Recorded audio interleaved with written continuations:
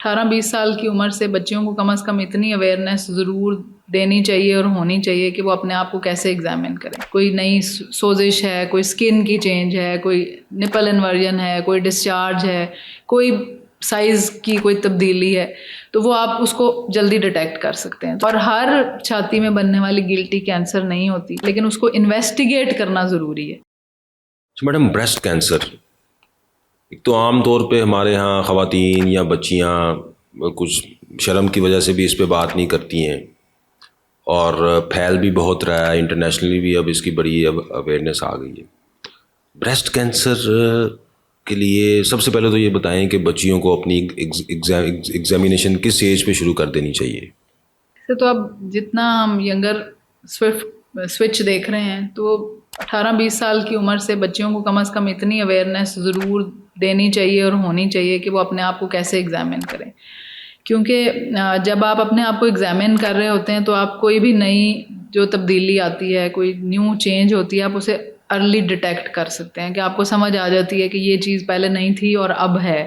کوئی نئی سوزش ہے, کوئی اسکن کی چینج ہے, کوئی نپل انورژن ہے, کوئی ڈسچارج ہے, کوئی سائز کی کوئی تبدیلی ہے, تو وہ آپ اس کو جلدی ڈیٹیکٹ کر سکتے ہیں. تو اسی لیے جب آپ روٹین میں ایگزامن کر رہے ہوتے ہیں, بہت زیادہ فریکوینٹ ایگزامن کرنے کی یوزلی ضرورت نہیں ہوتی کہ ہم پینک زیادہ کر جاتے ہیں, تو ونس اے منتھ اگر ہم ایگزامینیشن ڈیٹیل میں اپنا خود کر لیں تو دیٹس فائن. اور اگر اس میں کوئی چینج فیل ہوتی ہے تو کسی کہہ لیں کہ اسپیشلسٹ کے پاس جائیں, اور پھر اگر اس کو بھی وہ چیز سسپیشیس لگتی ہے تو دین پھر آگے پروسیڈ کریں کہ وہ آپ کو فردر بایوپسی یا الٹرا ساؤنڈ, بعض دفعہ آپ الٹرا ساؤنڈ کراتے ہیں, کہتے ہیں ٹھیک ہے آگے کچھ ضرورت نہیں ہے, تو وہ اور ہر چھاتی میں بننے والی گلٹی کینسر نہیں ہوتی, اس لیے یہ بھی بڑا امپورٹنٹ چیز ہے. لیکن اس کو انویسٹیگیٹ کرنا ضروری ہے, کیونکہ اگر آپ اسے دیکھ لیں کہ جی یہ بنائن ہے یعنی کہ نان کینسرس ہے تو دیٹس فائن, آپ ایک مطلب وہی پھر سیف زون میں آپ آ جائیں. اچھا,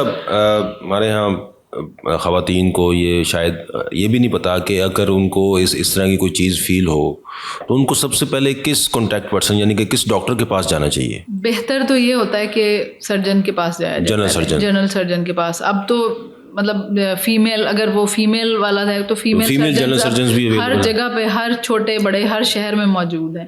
تو سب سے پہلے آئیڈیلی تو سرجن کے پاس جانا چاہیے, پھر وہ آگے ایگزامن کر کے ultrasound and then accordingly وہ اس کو کر سکتے ہیں. اب تو بریسٹ سرجری کی بھی اسپیشلٹیز آ گئی ہیں, بڑے شہروں میں بریسٹ سرجنز بھی اویلیبل ہیں. بریسٹ مطلب آپ کہتے ہیں کہ آپ ان کے پاس بھی جا سکتے ہیں, وہ میلز بھی ہیں وہ فیمیلز بھی ہیں.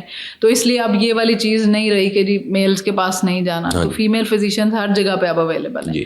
تو اس لیے پراپر مطلب آپ کہتے ہیں لوگ گائناکالوجسٹ کے پاس چلے گئے, LHV کو دکھا لیا, الٹرا ساؤنڈ والے کے پاس چلے گئے, تو آئی وڈ سجیسٹ کہ کسی اسپیشلسٹ کے پاس جائیں, اور بہتر ہے کہ کسی سب سے پہلے جنرل سرجن کے پاس آپ جائیں. ٹھیک ہے.